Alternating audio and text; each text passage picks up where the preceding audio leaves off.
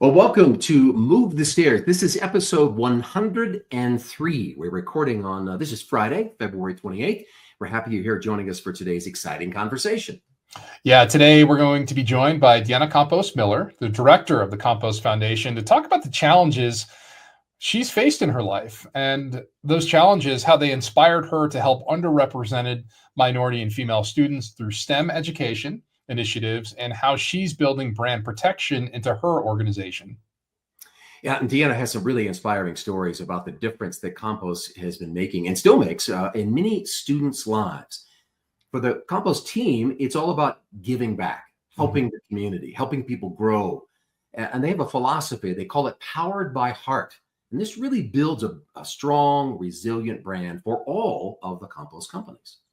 We're going to hear a really fun story, mortifying initially, at least when I saw it or heard about it, about when a student-built robot goes rogue and takes out an anchor desk on live television.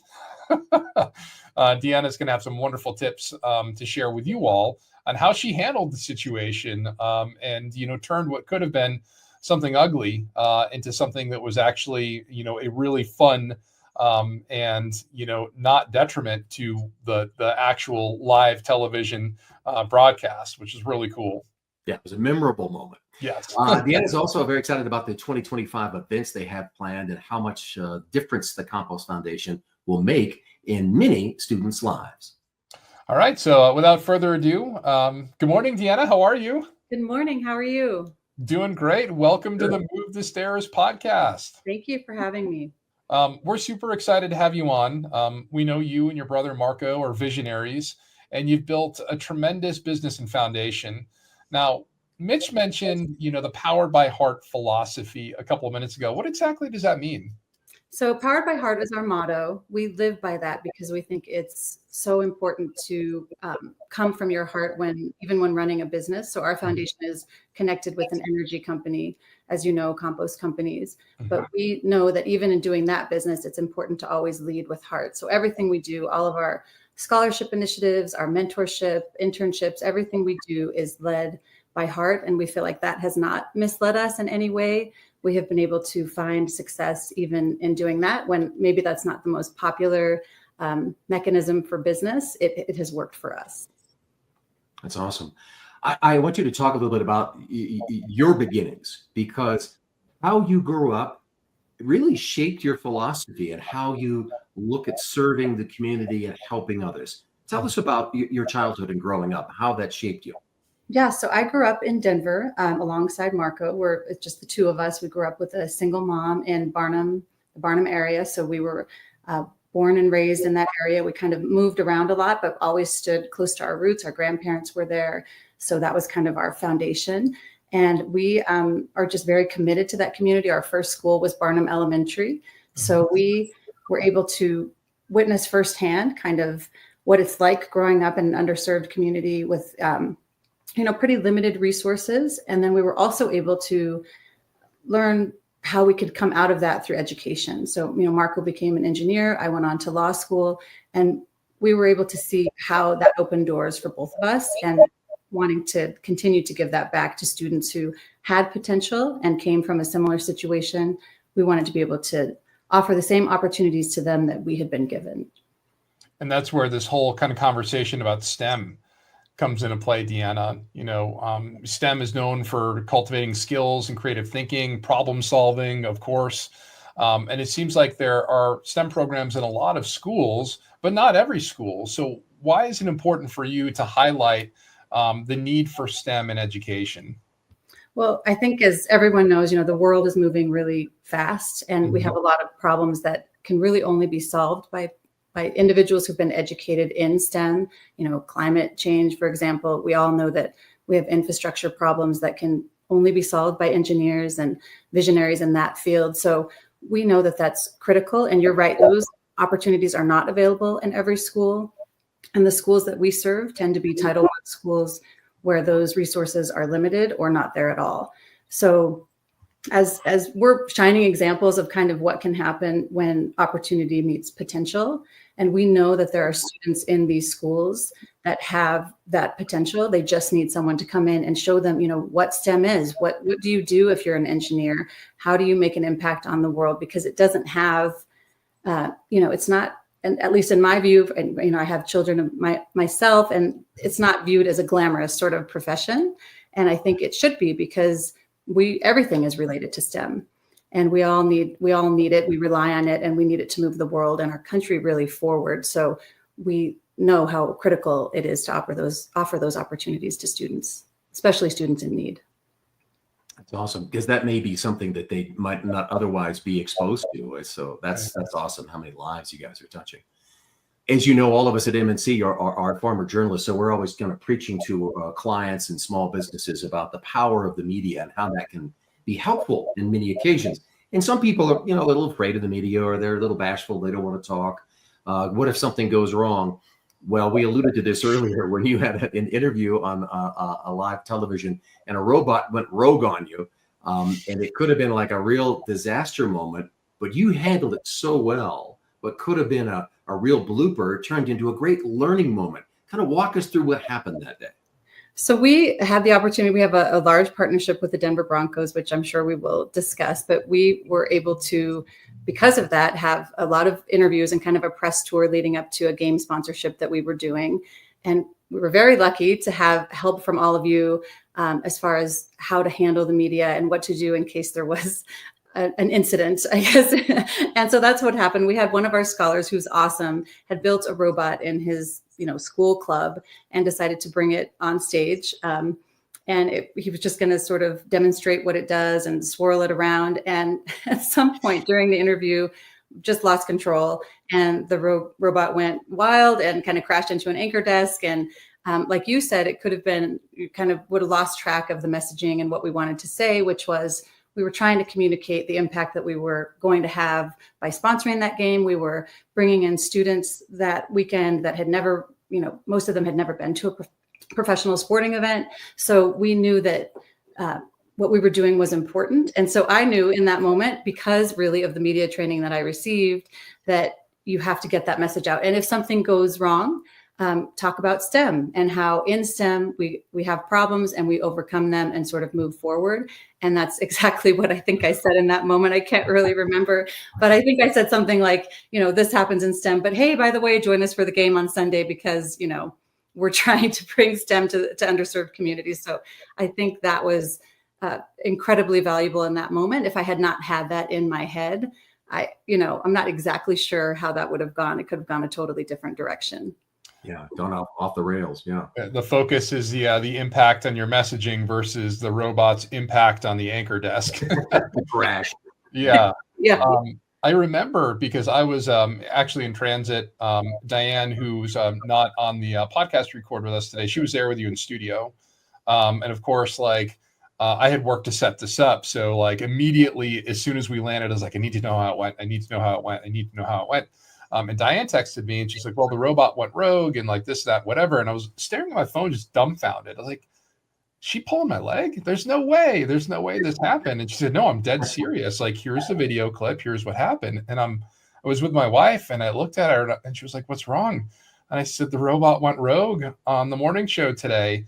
And I'm watching the video, and I saw how composed you were, Deanna, as all of, you just went from what could have been a really chaotic moment where the anchors were totally surprised, and you were just like, nah, got this. You would have had no idea that, that wasn't even planned, right? Because you handled it so calmly, thanks to your preparation for that interview, which is just so critically important. Yeah, I agree about the preparation. It would not have gone that way, I assure you, had I not had that thought in my head about what to do if something had gone wrong, which, to be honest with you, I thought, well, that might be a little bit of overkill. What could go wrong? There's just this kid with a robot. He's just going to, show the robot, and we're all going to sort of watch it go in circles. And, it's exactly what happened. So really, fortunately, I had the thought in my head, okay, if something goes wrong, this is the messaging that you need to get out, because we only had a few seconds, really. I mean, it's a pretty rushed segment. to get across this messaging that, hey, we're sponsoring this game. This is a huge investment. You know, we're partnering with Pat Surtain. We're doing all these things. There's all these things you want to get out. And had I not had that, it would have just been dead airspace, really, because I think at that moment, the anchor was, you know, just grasping my hand saying, what do we do? Yeah. Which I assure you, I'm certain I would have had I not had any kind of input as far as how to handle that situation. So how did you prep, you know, leading up into the interview? Did you practice at home? Did you, you know, talk with your husband and say, interview me, you know, like how did you had your training with us, fine, and you did amazing. But we always tell clients like, hey, listen, you know, this is kind of the tip of the iceberg here. There's work that you need to do as well in preparation for that. So you're just, you know, really ready to go just in case something goes haywire like a rogue robot. So how did you do that at home? Well, I will say I am not a natural really in front of the camera. I'm not comfortable with it. I'm not comfortable really right now. You never know. Well, it's not, I assure you. And so I think for me, the biggest thing is believing in my messaging and what we're doing and knowing how important our message is to get out, and that is more important than how I'm feeling in that moment. So I always say yes to whatever I can that will promote that messaging. And I can't say that I have any sort of tips as far as how to practice and how to really, you know exactly what you're doing, because I don't and I didn't. But for me, believing in our mission and believing in what we're doing, it makes it just very natural because I am not faking it. I really believe in what we're doing, and I know that we're having an impact on kids, and that is enough preparation, I guess, for me. No, that's an excellent point. Yeah, you're making a difference. Mm-hmm. So, I think a lot of people we talk to them about a media interview, they go, oh my gosh, they feel overwhelmed. So if you were giving someone advice, since you've now done this and you had a robot go rogue and a little bit of a blooper, but it turned into a really positive point, what's a word of advice you would have for someone when they, is there one single thing that you would keep in mind when they're preparing for an interview? I would say it's very important to seek outside help. Like in this situation, we had help. We're very fortunate to have training from all of you. And I'm not just saying that because I'm on your podcast, but if you can afford it and if you are in that position, I would do that. I also think there are resources online that are free that, can kind of give you some tips that are kind of similar to, what you all told me as far as how to prepare for an interview and how to be ready and get your message across in the short time that you have. I'm going to build on that question, briefly, Deanna. In that moment when things are not going to plan, what was it, that one idea that fired in your brain, or that just in that moment, can you walk us through how you kept control and what advice you might offer to other people where if they're in a live interview scenario and things are not going, the way they expected to, either with a rogue robot or maybe they're asked a question that they're not fully prepared for? What did you rely on in that moment to make sure that you kept your cool and that your messaging wasn't lost? I do think it's really funny that I'm being asked advice on any of this, but I think even in that moment, I wasn't thinking really of anything except I sort of had the trigger words of if something goes, if a disaster, and Mitch had mentioned it, and Diane had mentioned it, like, this is what you say. And my brain just sort of turned off. It wasn't like a conscious sort of, okay, now this is happening, so I need to, it just, because I had practiced it, we had talked about what we would do in that situation, it kind of just came out. So I think that's what I would recommend is, again, knowing what you want to say and knowing it so well that it's probably just going to come out naturally, that you don't have to necessarily have it planned, but, be on track with your messaging overall. And then it will hopefully come across to the audience. I love that. Yeah. It's automatic. Yeah. We talked to a lot of people like, I don't even know what I just said. Well, you was from the heart, what your message is. And so it comes out just fine. So, somebody watching this may say, gosh, I'm in a different vertical. I have nothing to do with STEM, but all businesses, all foundations are all looking to protect the reputation and guard against any kind of challenges. And one way to do that, to kind of build that resilient brand, is working with others. You mentioned earlier about a partnership you entered with the Denver Broncos. Why make that move? Why join the team? What do you think that partnership has done to help build your brand? Well, I think there's many reasons. First of all, we're Denver natives, so we've always been Bronco fans. And I think growing up as kids, sort of, just maybe attending a game occasionally is a very special treat. And you see the sponsors of the game and you just give that a lot of credit, that those people must be doing really well. They must be very successful. So I think that's part of it, knowing that, okay, we really made it on that stage. And also, really more importantly, the Denver Broncos has the Denver Broncos Foundation, which aligns very closely with our mission. And we knew that we would be able to leverage that partnership to get our message out, because the community really cares about football. And as I mentioned before, STEM is not looked at in the same way, in the same light, at least as far as I know, with young people who I know, people aren't raw engineering the way they are about, football or football players. So we know that this is the platform that we need to use to get our message across to as many people as possible, which is ultimately our mission. So we also know that there is a natural connection between science and sports, and the way how far a ball is kicked, and how a field is managed, the chemical components in a turf field, how a stadium is designed, the infrastructure coming in and out of a stadium. Those things are all STEM. And that's what we're trying to teach kids through some of the programs that we're doing, that, everything around us is related to STEM, including football, including soccer and baseball and all these other things that kids, music, things that kids do value. And that's who we're trying to reach. So that's a very natural partnership for us. And I think it just sort of, in my mind, and I think from what I can tell you just by being partners with them for a few months, it sort of solidifies our reputation in the community, because all of a sudden people think we are legitimate and authentic, even though nothing is different. But, they see our name up there just the way I did when I was a kid, and they just automatically think, well, they must know, they must be doing good things. They must know what they're doing. So we'll take that. It helps share that message that science and math can be cool, right? Yeah. I mean, it's all around us, as you said. Absolutely. I just love that comparison that you made to STEM and sports, because like my degree is in meteorology. And I did not play sports growing up, and, being a STEM kid, that's what you kind of like, that's what's the word I'm looking for? That's kind of the preconceived notion of STEM, as it's, you're in the lab pouring beakers of stuff into one another or solving calculus problems. And that's not the case. Like, there's plenty of room for STEM as it pertains to sports. It's super important. So I just love that you pointed that out. Yeah. And it's, we know that so many kids do play sports across varying degrees of, age, and you're helping these kids across, a range of ages. So can you walk us through what are the opportunities out there for the different age groups right now? And, how are you preparing to educate those kids, especially as we get into the late spring and summer months when school lets out?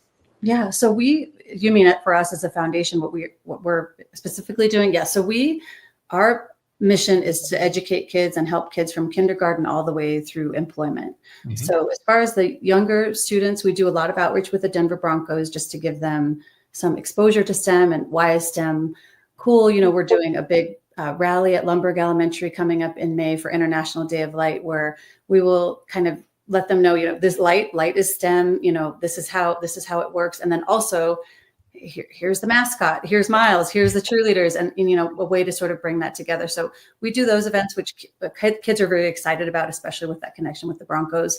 We also have smart labs. We have 13 smart labs. We have a 14th one going in this year. Most of them are in the Denver area, but we are trying to expand that outreach to sort of mirror where the rest of our offices are. We have offices all over the country. So our goal is to have STEM labs that are near all of our offices, so our offices can do outreach at those STEM labs. And most of the schools we work with are Title I schools that have very little opportunity to provide that level of education to their students otherwise. And it's just a project-based way of learning STEM and how it can just so they can start to envision themselves in those spaces and know what it is. People don't really know exactly what that means. They think automatically that you have to want to be an engineer or, be exactly in that space when there's so many options in STEM. So for young kids, that's what we're kind of focusing on. For older kids, we have a high school program, the Campos Scholars Program, where we've recruited 22 students from all DSST, Denver School of Science and Technology campuses, and we're giving them extra support in the summer in science and math. And we are very lucky to be partners with CU Boulder, who is our alma mater, and they've agreed to give these kids who are incredibly off the charts intelligent automatic admissions into CU Boulder as long as they complete 3 summers with us. So they're current high school sophomores. They already spent 1 summer with us. These are kids that are showing up every morning in the summer. You know, I think a lot of times people think of teenagers and they think, you know, they're lazy, their rooms are dirty. And I don't know, maybe these kids, maybe their rooms are dirty. Is they're riding public transportation, most of them, to our office in downtown Denver every morning in the summer to learn calculus, chemistry, and physics. And their overall GPA went from a 3.9 last year when we first recruited them to a 4.1. Wow. So these kids are doing exactly what we're asking of them and just proving our point that when opportunity meets potential, and we did a lot of work recruiting kids that we know can be successful as engineers, that it works.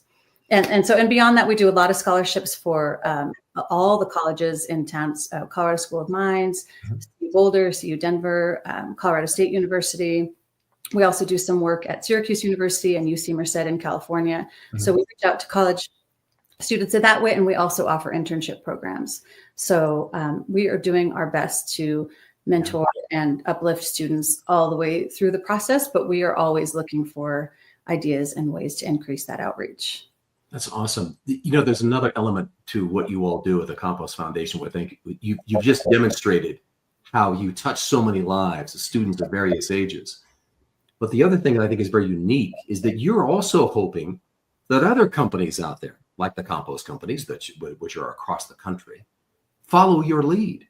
There should probably be more energy companies or construction companies or wherever they may be, looking for ways to build up the community, right? Absolutely. Yes, thank you for mentioning that, because that is incredibly important for us. We are still relatively small in the world as far as what we can do. And, you know, we do impact 5,000 students a year, over 5,000 now, but we know that's not enough. We know there's a lot of untapped talent in the world. And for us, our mission is STEM because of Marco's upbringing and, you know, his path into engineering. His company is an energy company, but I would encourage all companies to find where their heart is. You know, for us, we're powered by heart. That leads us to STEM, but not everyone's going to have the same story of growing up in the inner city and then, you know, he becomes an engineer and she becomes a lawyer and they have this, you know, meeting of the minds. It's whatever touches you and whatever is important to you in your life. You know, I would encourage companies to find that, because then it's easy. You know, if you're being forced to outreach in ways that you're not passionate about, it's not going to work, I don't think. So yes, we encourage all companies to find that path. If it's STEM, that's great. Join us, call me. We can work together and, you know, build some great things. But if it's not, you know, the world can be better. I think, you know, corporations do not get, and sometimes for really good reason, don't have the best reputation for how they interact with the community and protect the environment and protect the world around them. So I think any step towards doing that is a good thing. And it's good for business, quite frankly. If that's the motivation, it's good for employee retention. You know, employees want to stay, especially new generations want to be part of companies that they know are doing good in the world. And if you're not doing that, you know, you're losing out. And I think that that's just an important pathway so that's my 2 cents on that. I like that. Well, you just said, hey, you know, call me. So if somebody does want to get a hold of you, Deanna, or if somebody wants to find some more information on the Campos Foundation, where would you send them? So you can go to camposfoundation.com. On there, you can find a link to myself, to my socials. You can message me there. You can just find out about all the work that we're doing and the outreach that we're doing. Maybe there's something that connects with your company. Maybe you want to, you know, work with us to build a STEM lab in your community. We're really open to many ideas. We're working with Pat Sertain's foundation this year to build a lab and kind of under what he does in his foundation. So we're open. You know, we really, as long as it's STEM related, education related, and serving underserved students, if that's something that you're interested in, or if you just want to learn more about us, please go to camposfoundation.com. Love to hear that. There's a lot of untapped potential out there. Thank you so much, Deanna. Yes. Yeah. I think it's neat that you mentioned the partnership with the Pat Surtain Foundation with the Denver Broncos, for example. It's a great lesson for. I could see companies going, boy, I don't know where to start. Well, teaming up with someone with a like-minded goal is a good way to get going and get involved with the community. I'm sure that's helped you form what you do and how you help.